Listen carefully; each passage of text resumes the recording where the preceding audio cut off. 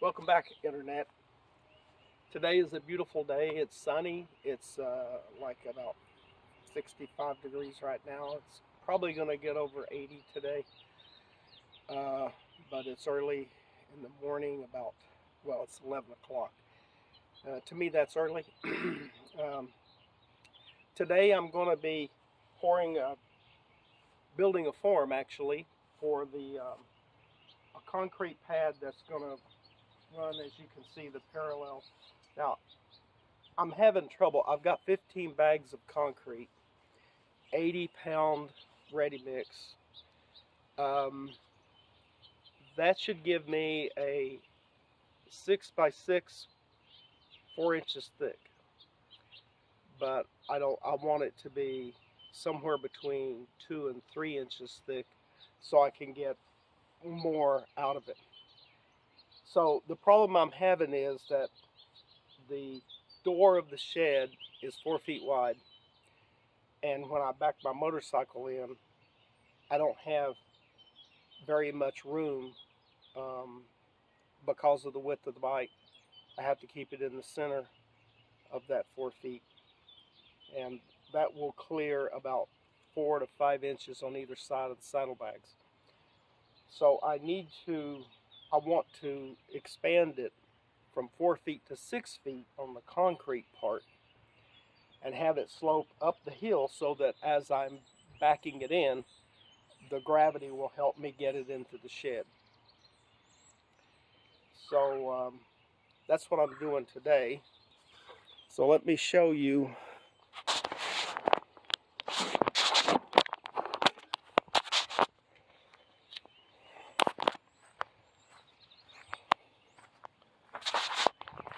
So here is the doors. Yes, I'm going to have to replace the doors. I'm going to paint it. I'm going to put soffits, vinyl siding or vinyl soffits in it so that it covers up all the places where the woodpeckers have ate the wood and the carpenter bees have got to it. I can't keep the carpenter bees out of it. I'm hoping the structure is strong enough. I'm going to paint the bottom. I'm not sure exactly what I'm going to do about this side right here. As you can see, it's pretty crumbled up, and I've got to either replace that panel or put something underneath it or on top of it under the bottom. So what I'm doing is using these 2x4. This one's 12 feet long. This one's like about 11.5 feet long. So I had to splice that one together. But anyway, when I bring the motorcycle out of the shed, I come out those doors and I drive right straight up between those two rocks. So that's why I'm angling the concrete pad to get it away from that big maple tree. I want to get it away from there. I think what I'm going to do, instead of making it parallel, right now it's set at 6 feet parallel. I think what I'm going to do is bring this one over just a tiny bit more, maybe another 6 inches at the tip, and then I'm going to bring this one in so that it narrows down. That way I can be sure and get more length. I need length because when it's raining and I'm going up this grass, or if it's early in the morning and there's dew on it, it's really slick. I've dropped it here twice and I've had to pick it up. So that's what we're doing.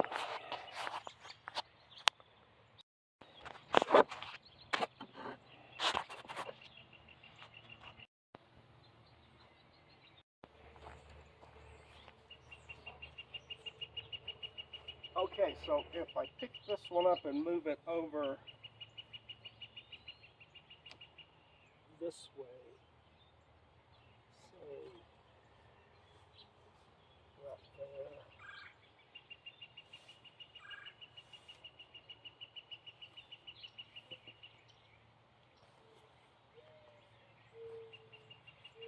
So that's going to give me plenty.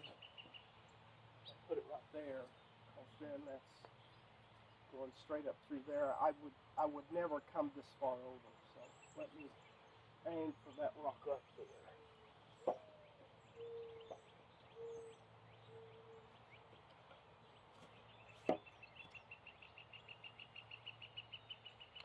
And that's almost back where I had it. So then if I narrow it down, I can't get this close to the tree. So this part over here is just, you know, and it's not going to be used, because if the tire is there, then I'm into the tree. So let me move this over this way. About right there.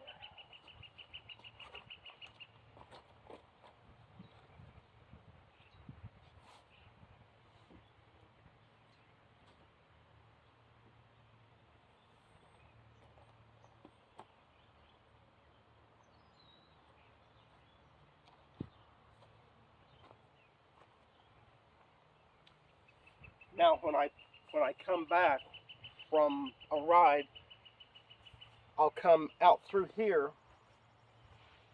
I'll go over here, and then I'll go up here. Front tire will probably be sitting about right in here. And so that means I'm going to have to extend this side straight up some.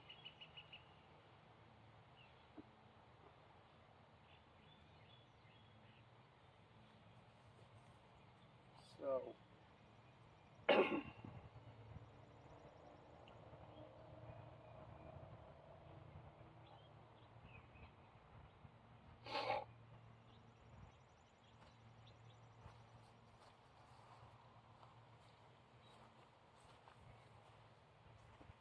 So I think what I need to do now is go make some stakes so I can drive the stakes in the ground and get these boards screwed to it. So I'll turn you off and I'll be back.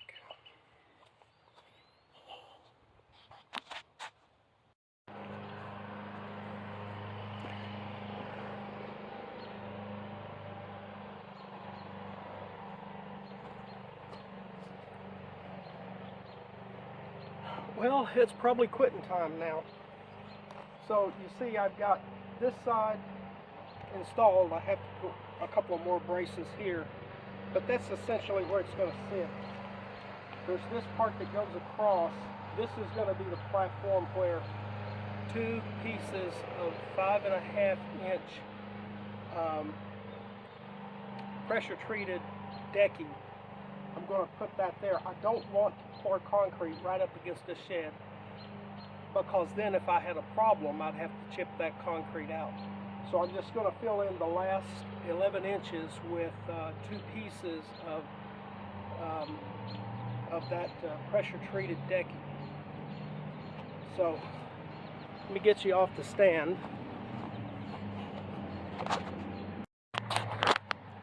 Okay, so this is what it looks like up close. I just used 3.5 inch decking screws to screw it into the frame of the shed. You can see this one here is not put in place. That's essentially where it's going to be, but I need to get it to where it's level with the other side. And I don't know if that's probably going to mean digging out more here at the front and maybe staking it when putting some risers in. I tried to put a stake here in the corner, but I guess there's a rock under there, so it just won't go. So I put that big rock under there to support it, and once I'm got some concrete under it, then I'll remove the rock and then fill the rest in with concrete. Now this piece right here is going to stay. This and this. This is going to sit on top of the concrete. So on the back side here, I'm going to put a piece of plywood down in there and seal it in with dirt and gravel so that it doesn't run out under there. And so what you see right there on in these holes. There will be decking across here, but this is essentially what it's going to look like, and what I'm trying to do is stabilize this ground so it doesn't cover this up with mud and dirt the way it was doing before. I had pulled it out and put those I had those bricks line up across through there, but erosion just went around through and upside down the brick, turned them over, and got mud in there anyway. So maybe if I put concrete here and stabilize that, then there won't be that issue again. You can see I got some real big rocks here. That's quartz, I guess, gravel, what they make gravel out of. I had to pull a great big root out of right in here where this is, where the dirt's gone right here. There was a big root that came down through here, and then about right here it went over and then down into the ground. So I had to cut all that out. That was a big chore. Well, there's the root up there on the burn pile. So that's him.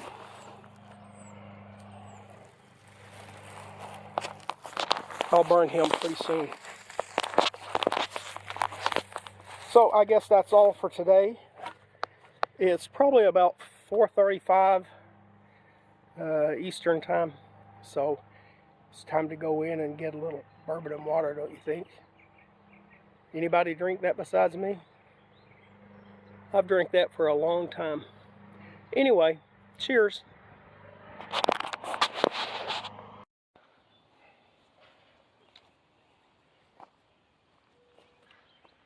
Okay, YouTube, it is the next day, and I'm here getting a little bit of a later start because I had to go to Lowe's and get some screws. So what I'm going to do today is try to get my plywood behind this form so that it doesn't drain out the bottom. And I'm going to get the other side situated. I'm going to put more stakes in this side to firm it up. So the yard is needing to be mowed. So I've got to get this underway and get the concrete down because the lawn tractor's in this shed. So let's get to it.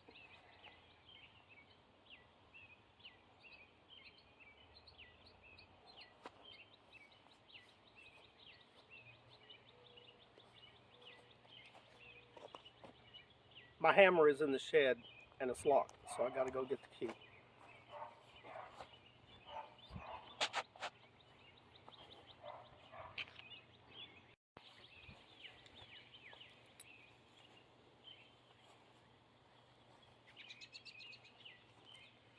Okay, so now I got the keys.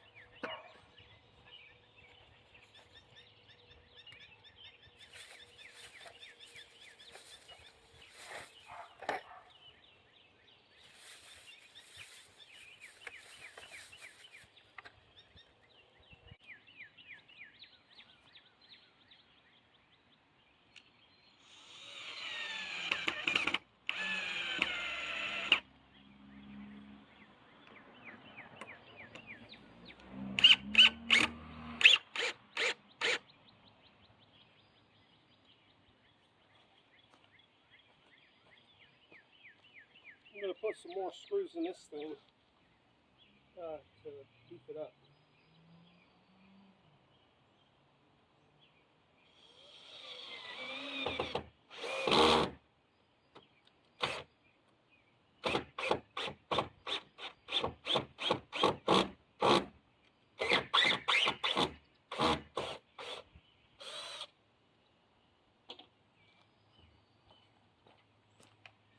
didn't work.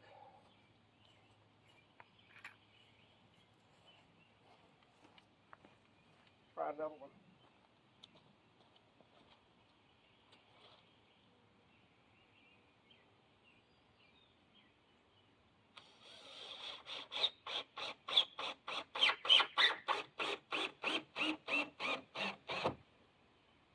That's better.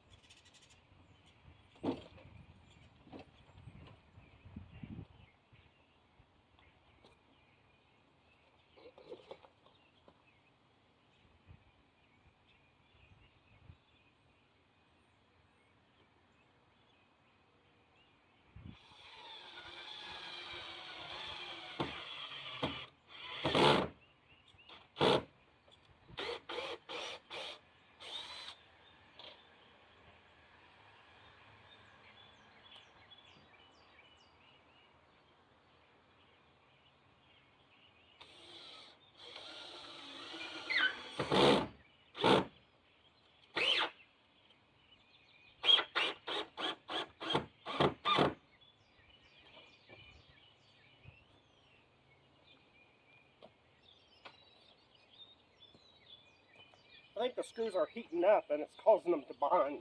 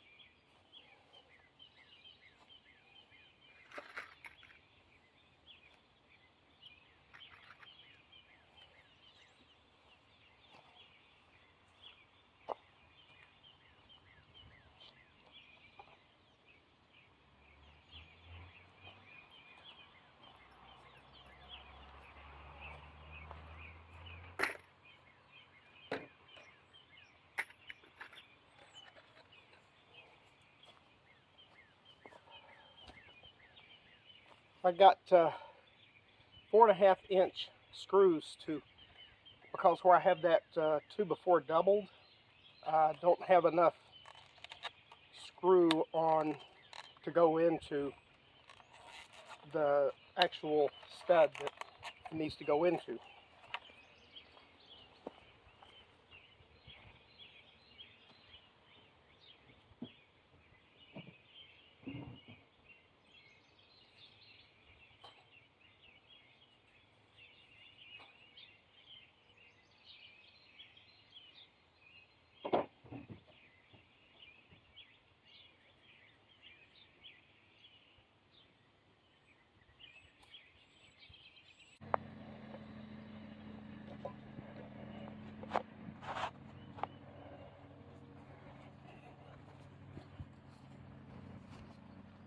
Okay, so this is day 3 of building this form.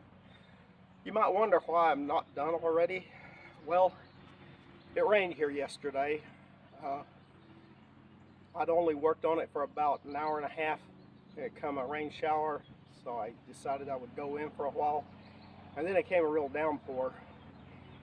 And everything out here would have been soggy, muddy mess. So I decided just to blow it all off yesterday. And came out this morning and finished the framing part, you know, the 2x4 studs part, but I still need to fill in this area right here. So I still need to fill in down there. I got to get some plywood and screw it on. Hopefully it won't be too much of a problem, but as you can see, it's very uneven there, so one piece of plywood's not going to hack it. I can't cut it straight. Perhaps I can piece them together, and I'm hoping that I have enough to go to do it. Anyway, let me find my plywood and we'll see where we stand. Okay, I'm gonna turn you off for now. Bye.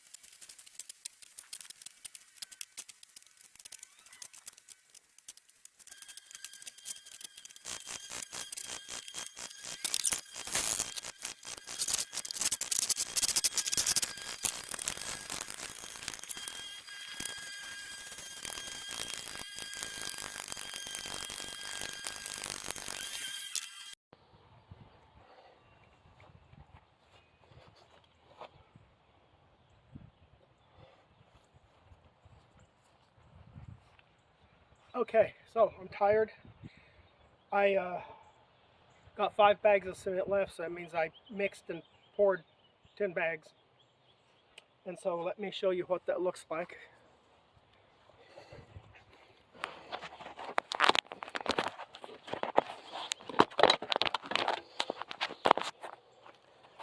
Okay, so that's 10 bags of cement.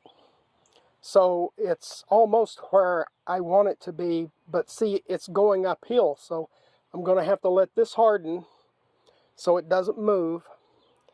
And then tomorrow I'll start out probably up here because it's going to run down and it's going to be a fight to keep it up there. Don't really know how to mix it so that it has a low slump rate. I probably can't do that in a wheelbarrow, at least not and get it out. Anyway, I was thinking maybe I should pour a dry bag of cement down first and then pour the wet cement over top of it. What do you think, guys? Would that work? Anyway, we're going uphill here, so I'm going to have to probably pour from the top down and do that part last. It's probably going to have a seam in it, and I hate that, but I don't have any choice, actually. Unless I leave this part for last and then do this part in here. Finish doing that. And then put a coat over the whole thing. Well, we'll see how it goes. So that's all for today. And thanks for watching.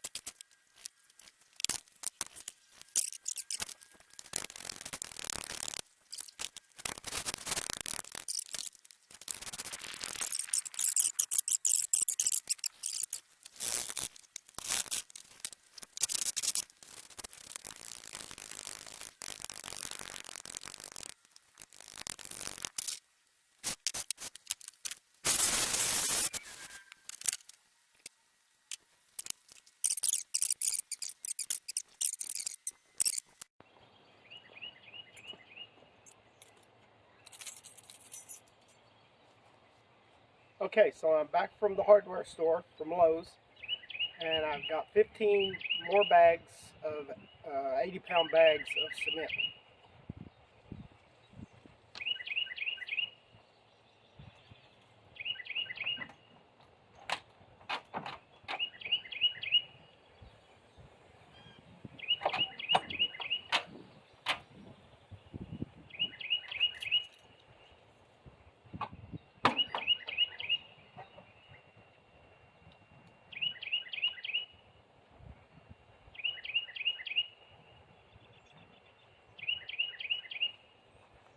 And I actually did remember to turn on the water this time.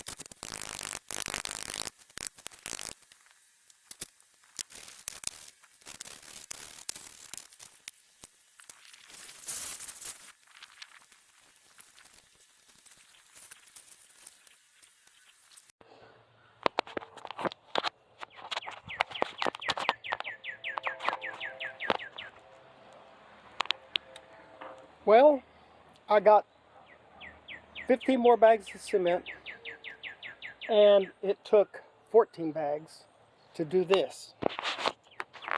And you can see that I picked the white pipe up, and you notice that there's a bigger pipe on that end, so that means that it should flow that way toward the downside of the shed.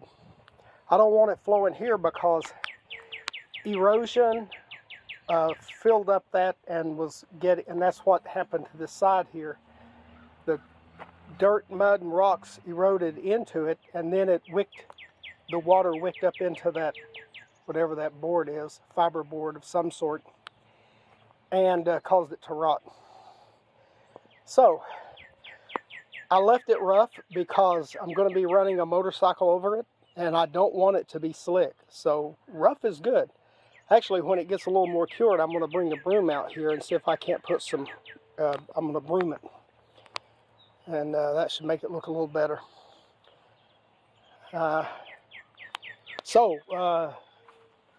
There's expended bags of cement.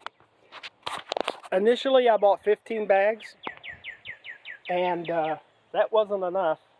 So I went back and I was torn between 10 and 15. But my better judgment and the concrete calculators on the internet said, you know, you better get 15 bags.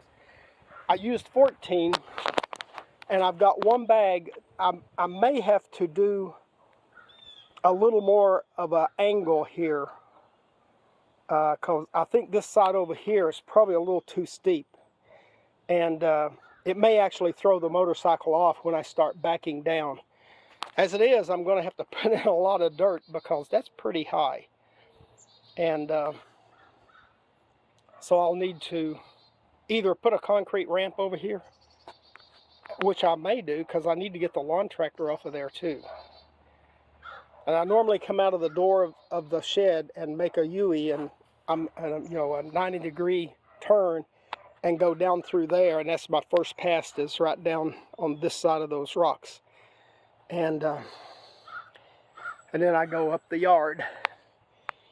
So anyway, that's all I'm going to do today.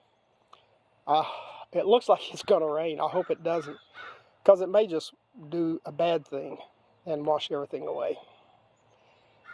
Anyway,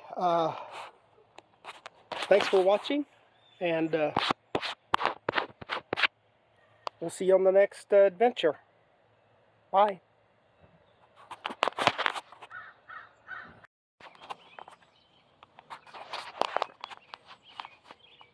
Okay, welcome Internet. This is another episode of rebuilding my shed. As you can see, I'm working on the, I guess you would call it a little stoop for the deck. What I'm going to do is bring those top boards out to the end of that 2x4 that you see there and the one over there. So right now I'm taking the door hinges off. I'm building new doors, and I'll show you those a little bit later. They'll look pretty much like this, except they'll be a little bit shorter because you can see there's a gap between the floor and the decking. So I'm trying to minimize that space there. So anyway, I got one hinge off, but I had to break the door in the process. The other one was a little stronger, and I don't want to have to fool around with it, so I'm just going to use my angle grinder to grind off the heads of the nuts, of the screws. They're not wood screws, they're machine screws, and they got a nut on the back, as you can see right here. That's one of the nuts. There's another one down there, and then there's one right here. And of course they're rusted solid, so I can't get them out.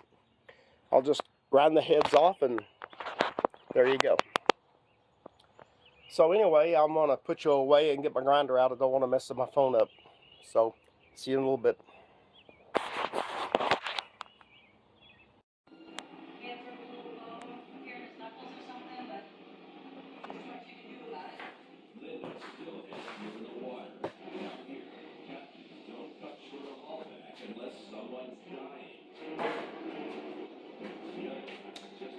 Morning, YouTube. This is paint day. So I made the doors. These are replacement doors for the red shed that I showed you where I poured the concrete walkway.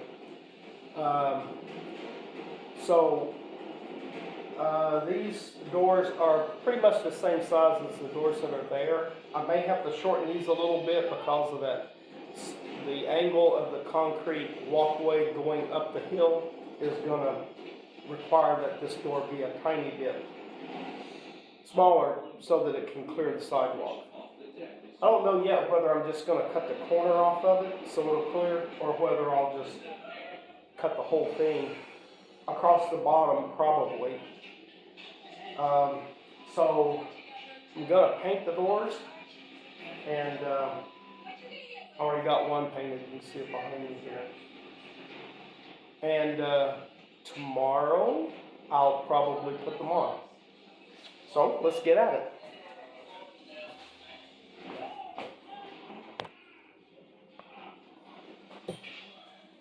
Despite what he says, Archie seems to be acting all right.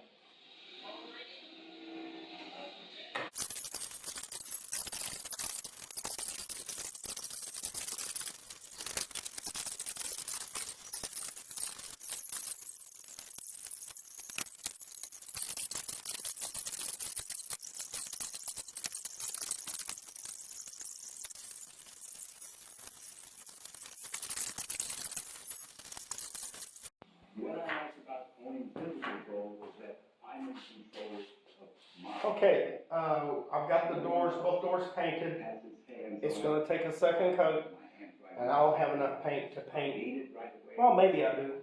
It would be really close, but I need to get some more barn red. So Just pick up the phone. I'm going to stop today. Oh, I see a If spot right you'd here. like to learn more about why physical goals should be an important part of your portfolio, pick up the phone. And So that's all I'm going to do today. define Maybe, well, I'll have to put another coat on the doors tomorrow. So the day after, I should be able to install them. So, see ya. Bye. Transferring your existing 401k or IRA into a precious metals IRA backed by. Hello, YouTube. I forget which day it is that I'm working on this, probably about 5 or 6. Anyway, I just got through washing off the concrete pad, so it's looking good. It's rough like I wanted it, so it's the tires of the motorcycle's not gonna slip. I do have a problem right here though. Turning in, this is over way too far. So about right in here, I need to come probably straight out with something. I don't know if I'm going to use this board, these boards, to add a little platform over here, or whether I'm going to get some more concrete. And I may just do concrete, and that way it would look the same. But I need to fill this in, because when I'm backing the lawn tractor in or my motorcycle, I have to get right on the edge of the concrete right here. And so it makes it really tight. I have to like back up, pull up on the lawn tractor to get it inside the doors. But I've painted the front fascia here. I think it looks pretty good. Of course, it's wet where I hosed it down. And here's the side. I need to do something with that lattice. And then in the back here, you can see I painted up as far as I could reach on foot. And now I'm going to have to get a ladder, and you can see it slopes away and it's really tall. And so to paint that is really going to be difficult, and you can see up there where the carpenter bees have been eating on that eave. And like I said before, I hope the structure is sound enough. I've had this happen before on my deck, and I had to replace the outside boards that supported the end of the eave. Anyway, there's not much weight on that, so I don't think I'm going to worry about it here. What I am going to do is put some vinyl siding, or cover the eave in vinyl. I've got a piece already. It's 12 feet long. And so I think I'll probably have to buy another piece and some F-channel and of course the soffit panels that go in there.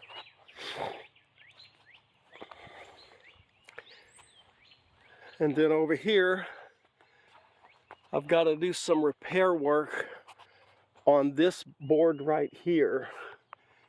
I got some screws and some washers. I'm going to screw it flat, and I'll probably do something on that seam right there. But up there, you can see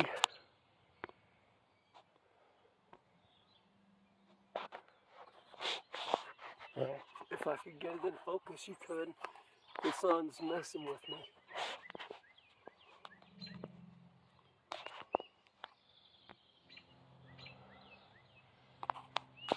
You know, I guess maybe you can't see it because it's in the shadow, but there's a carpenter bee hole there. And yesterday when I was trying to paint this side, the carpenter bee kept swarming around me. And so I went and got me some hornet spray, and I sprayed the hole and the surrounding area with it really good, and I squirted some at him. I don't know if I hit him or not, but I don't see him out here today, so he might be history. Oh, no, he's not. You see this right here? This sawdust was not here yesterday, and it's back again today. So that's what happens when you have a carpenter bee, is they bore out a hole, and it's little bitty shavings like that. It's like they're sawing through it. So I still got a problem with a carpenter bee.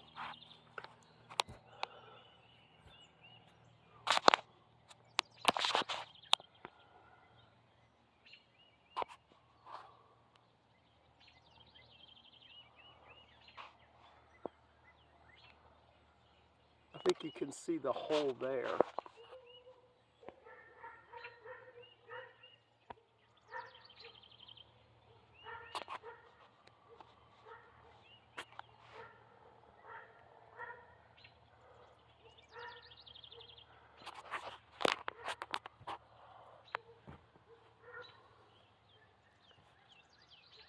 There it is, almost in the center of the screen. And then there's one next to it. That's the new one that they're chewing into there. So I had the same problem on my patio. And the answer was to cover everything in vinyl. It seems like either they can't chew through the vinyl or they choose not to. But anyway, it seemed to work. Now, the big question is, how do I keep a ladder on this sloping ground without it collapsing underneath me? And I guess the ladder that I have has spikes, so I'll have to put the spikes down so it digs into the ground. Anyway, time to get painting. So I'll turn you off while I'm painting. I'm sure that won't bother you too much. Bye.